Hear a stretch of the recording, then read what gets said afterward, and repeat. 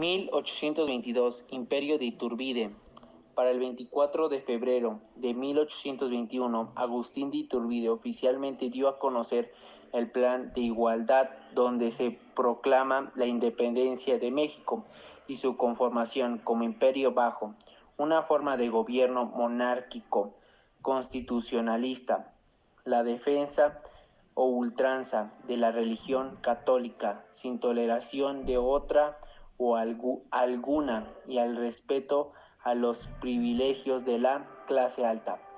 Todas estas resoluciones defendidas por el ejército trigarante, formado principalmente por militares del ejército realista. 1824, República Federal. La Primera República Federal es un periodo de la historia de México que corresponde a la primera ocasión en que se instauró el régimen federal como forma de gobierno del Estado mexicano. La República fue proclamada el 1 de noviembre de 1823 por el Congreso Constituyente, meses después de la disolución del Imperio Mexicano de Agustín Iturbide.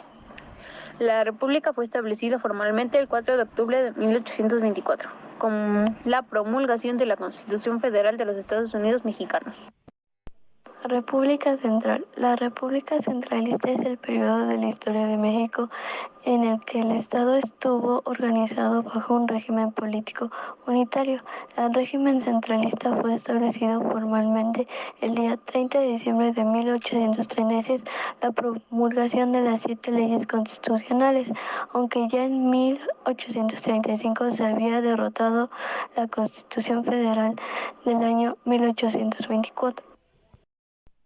Dictadura. El gobierno conservador le ofrece gobernar el país bajo los principios conservadores. Santa Anna acepta sacrificarse por el país. Alemania ofrecía a Santa Anna todos los recursos de su partido. Principios conservadores. Conservar religión católica, sostener el culto con esplendor y arreglar lo relativo a la administración eclesiástica con el Papa. Abolición de gobierno federal y elecciones populares. Nueva división territorial, dejando la forma de estados vigentes, con el fin de facilitar la administración. Organización de un ejército competente y de las antiguas milicias provinciales. El presidente promulga las bases para la administración de la República hasta la promulgación de la Constitución, las cuales establecían que estarían en receso las legislaturas locales y la federal, con el fin de poder ejercer las amplias facultades que se le habían concebido. El Imperio de Maximiliano en México, también conocido como Segundo Imperio Mexicano, fue un régimen de gobierno monárquico instaurado en dicho país entre 1864 y 1867, como producto de la Segunda Intervención Francesa en México. A la cabeza de este imperio estuvo Fernando Maximiliano de Habsburgo, archiduque de Austria, en alianza con los sectores conservadores del país y la Iglesia Católica. Este imperio dependía de las tropas europeas, sobre todo francesas, para defenderse de la insurrección de los rebeldes republicanos, encabezada por Benito Juárez y los miembros del Partido Liberal, con apoyo de los Estados Unidos. República restaurada. La restauración republicana en México comenzó el 15 de julio de 1867, cuando Benito Juárez regresó a la Ciudad de México luego de su victoria contra el otro imperio. Generalmente se considera que terminó en 1876, cuando Sebastián Lerdo de Tejada, sucesor de Juárez, muerto en 1872, fue derrocado por la revolución, que fue encabezado por Porfirio Díaz. Juárez de inmediato convocó las elecciones, en las que resultó triunfador, y su siguiente periodo presidencial estuvo orientado a reparar la economía, impulsar la educación, fomentar la seguridad pública y terminar con las gavillas de ladrones y caciques que asolaban al país. Al presentarse periodo electoral de 1871, los candidatos fueron Juárez, Lerdo y Díaz.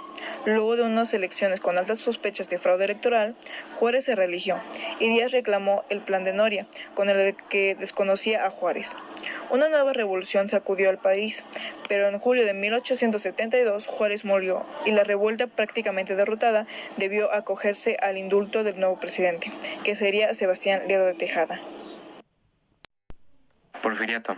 El Porfiriato fue un periodo de la historia política de México durante el cual gobernó en el país el general Porfirio Díaz, entre 1876 y 1911.